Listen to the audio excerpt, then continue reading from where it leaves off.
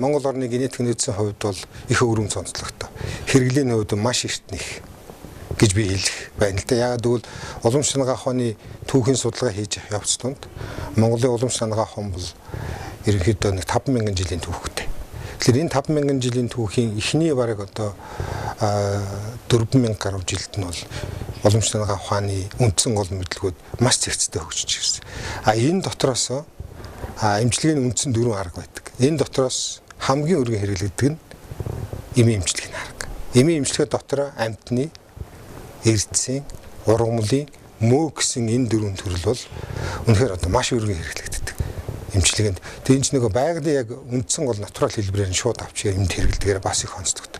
Тийм учраас энэ Монгол орны энэ нөөц ялангуяа энэ уламж санаагаа ухаанд хэрэглэдэг талаас нь би мэрэгжлийн үннээс харахад бол их эртний цаашдаач би энийг хэрэглэнэ. Тэгвэл нөөц бол шавхтчгүй биш шүү дээ. Дуусна. Тэгвэл энийг яаж зөв ашиглах вэ? Яаж байнга нөхөн сэргээх вэ гэдэг асуудал нь өөрөө их толгомцсон асуудал.